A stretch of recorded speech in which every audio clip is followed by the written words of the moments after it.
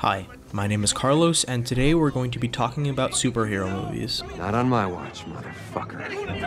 I think it's safe to say that a lot of people have gone out and seen superhero movies over the course of the last 10 years. We know that it's obviously the film industry's most marketable genre because of the constant box office successes, no matter the actual quality of the film.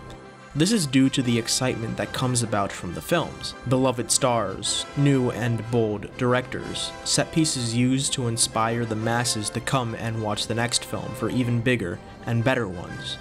But for me and for a lot of other people I know, there's a fundamental flaw to these films. At first, I thought it was the predictable story beats, but then I realized that there are some films whose story beats repeat those of films that came before it, yet I love those films.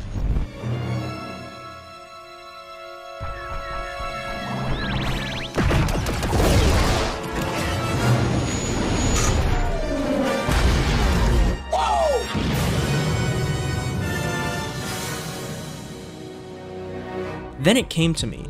It's not the story beats that are the problems. It's not the musical score that many people neglect anyways. And it's definitely not the average cinematography. There are plenty of films that I love that don't strain themselves over the cinematography. It's the villains that cause these movies to be so forgettable. No. How could you be worthy? Perhaps this is most notable in Logan, the film that many people say is the best superhero movie since The Dark Knight, even though the villain clearly can't even hold up a candle to the Joker. It's gone.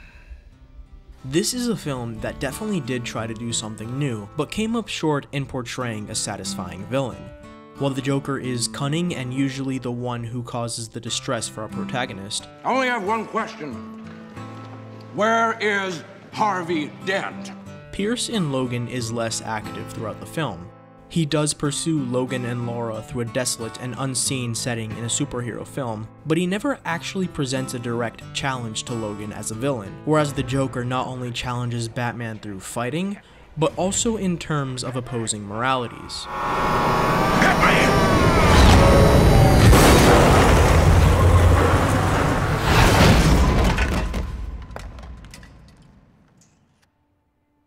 Logan also prides itself in being somewhat of a revival western. This is given through its location, as well as its rather ostentatious self-parallels to westerns that came before it. I'm all right, Joey.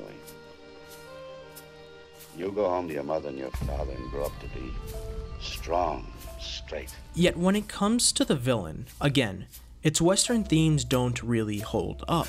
Another example of a western chase thriller that has become a staple of cinema is No Country for Old Men. It's even arguable that the villains in both of these films are fundamentally similar in their motives. Both want to capture a package and kill its bearer, but their executions are so radically different. We can see this clearly from both of their introductions. In Logan, the villain presents himself passively into the film. As I live and breathe, the Wolverine. He makes small talk with our protagonist, then leaves the scene inconsequentially. In No Country for Old Men, however, Anton Chigurh is introduced to the audience through action as opposed through dialogue. Nothing more needs to be said about the character here because everything is revealed to us in just one shot.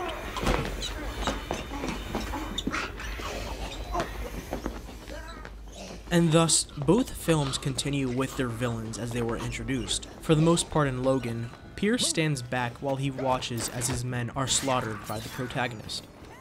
This makes him feel weak and sometimes even compromising. You're not the only one that's been enhanced. But in No Country for Old Men, Chigurh presents himself as the direct source of competition for Moss through his own actions. Because of this, we know that he is formidable and frightening.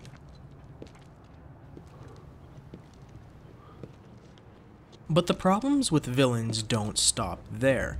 Inactivity is just one of the factors that lead to forgettable oppositions in film.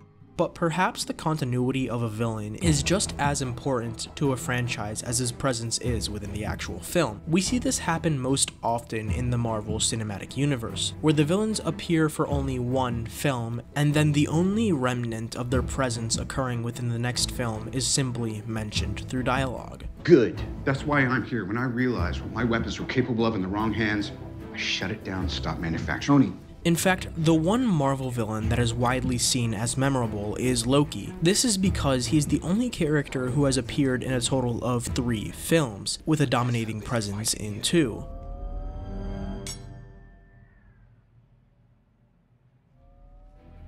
His character is first built up in the first Thor film, and then we see the crux of his villainy in the Avengers. You know, the last time I was in Germany and saw a man standing above everybody else, we ended up disagreeing.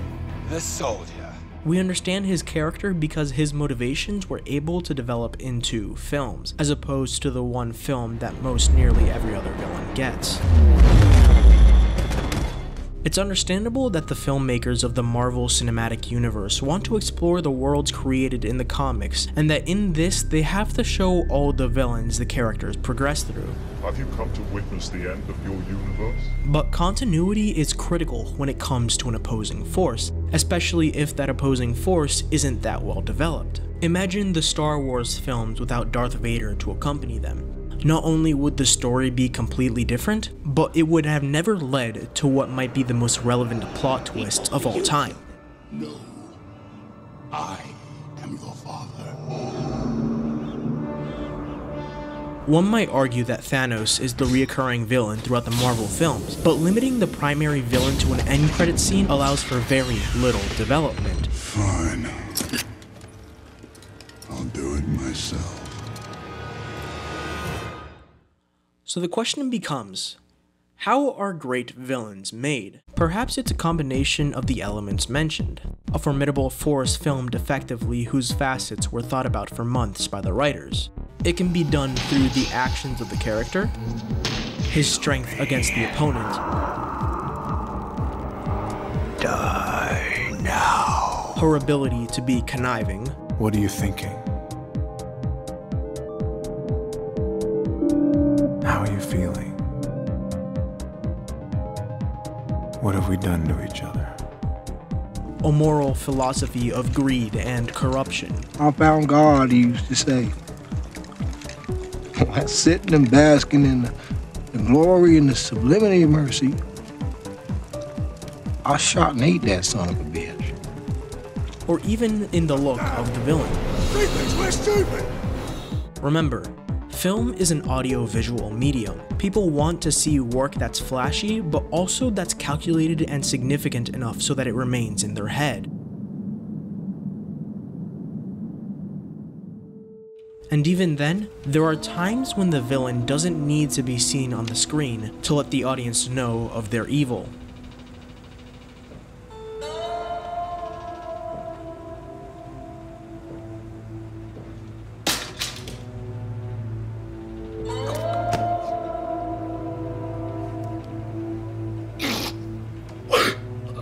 It's critical to understand what makes a great villain because they are ultimately what drives the protagonist into action.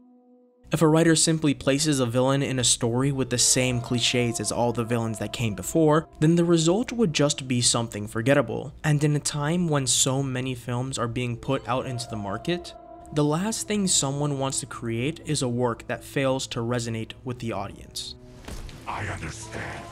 This is what makes films like The Dark Knight and No Country for Old Men and Star Wars viable considerations for some of the greatest films ever made. Not because of their proportions, but rather because the filmmakers took the time to develop a force to match, and even sometimes beat the protagonist.